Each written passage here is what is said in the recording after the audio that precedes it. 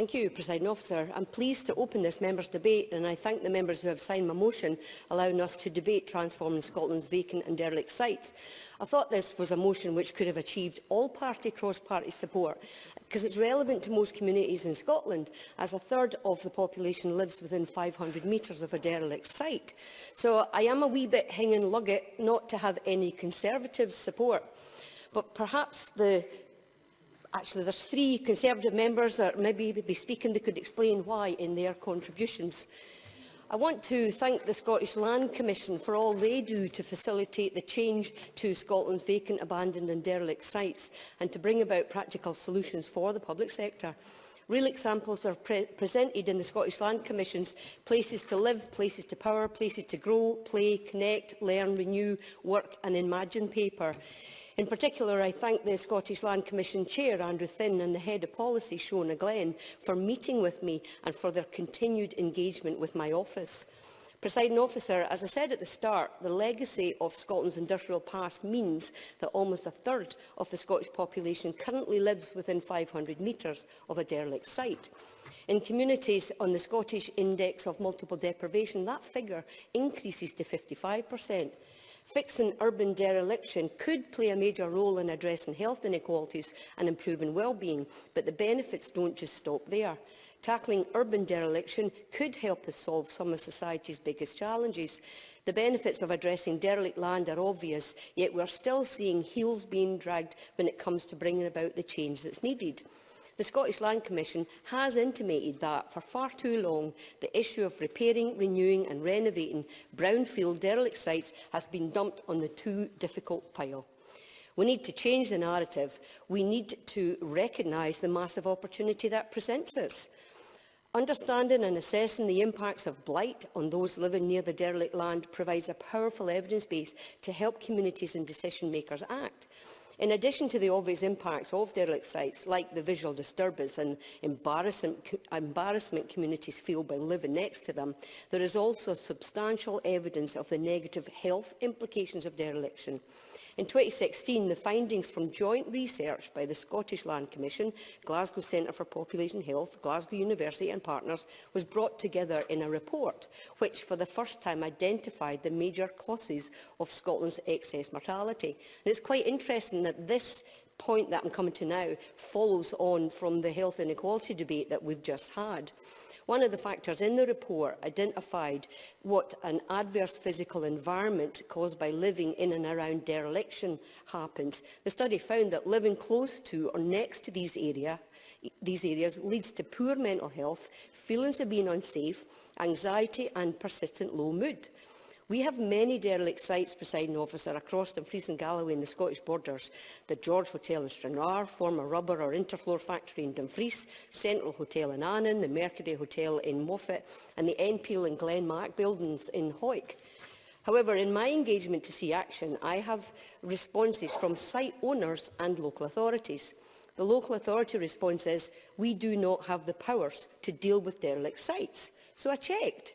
This was confirmed by the Scottish Parliament's Information Centre, that local authorities do have several options available to act on derelict sites. These are very... Of course I will. Finlay Carson. The council in Dumfries and Galloway has been run by the SNP and Labour for more than a few years now.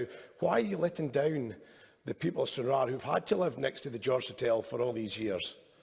Emma Harper. I didn't think personally that I'm letting anybody down, actually, and I'm coming to the issues that we want to address. I think it's very clear there are actions that could be taken. So, in the SPICE briefing that I received, there were options available, so there are various funding sources, and the Scottish Land Commission even have a handy table of funding on their website, including for public sector bodies. In summary, local authorities can issue a wasteland notice to a property owner, a leasee or an occupier, requiring them to take specific actions to improve the condition of their building or land. And if that responsible person refuses, the local authority can then carry out the work themselves and claim back the cost from the owner under the Town and Country Plan in Scotland Act 1997. I will be happy to give way if there's a lot of interest in this. It depends on the time, because I've got a lot to cover. I can give you the time back, Ms Harper, certainly. Stephen Kerr. My intervention is very brief. my colleague asked a question in relation to the example cited in the motion.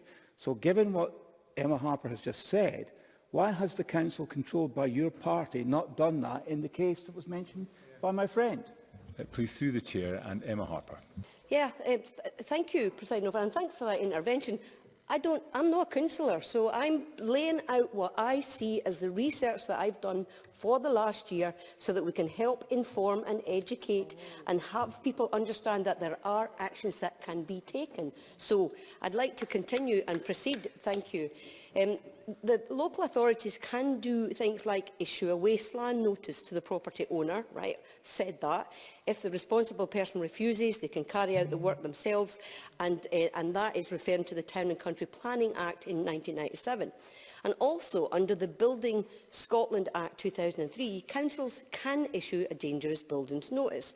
And the local authority or community can, under the Land Reform Act 2003, make a compulsory purchase for a building or land and take action on it. And on the owners, I've written to the owners of many derelict sites, and I have had one single response. That's kind of disappointing. The Land Commission have recommended that we improve how we identify owners of the vacant and derelict sites, such as through a public register, which I would support. And I also support the introduction of compulsory sale orders, as recommended by the Scottish Land Commission.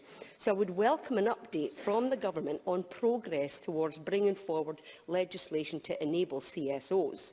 And I therefore ask the Minister how we can better enable local authorities, such as through the National Planning Framework No. 4, to use current legislation to transform our vacant, abandoned and derelict sites. And I would ask the Minister, how can communication with the owners of derelict sites be improved? One of the other common misconceptions that I'd like to highlight in dealing with derelict buildings is historic listing. People perceive that no action can be taken on some derelict buildings due to the listed status, whether it's Grade B or Grade C, for example, for historic or cultural reasons. This is my experience with the former factory in Dumfries. It's a Grade B listed site with historical architectural significance. But however, local authorities, they do have the ability to seek removal of or change to a current listed status. In effect, they can delist a property. This process is governed by Historic Environment Scotland, and it's an option that can take 8 weeks if there is a strong case to back up the change to the listed status.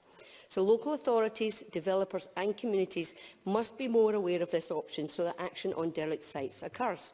Presiding Officer, I know this issue of derelict buildings and sites is really complex, and that more time would be needed for me to explain the work that I've done over the last year, and as well as some specific examples around contaminated land and work that I've done with SEPA to assist me as well.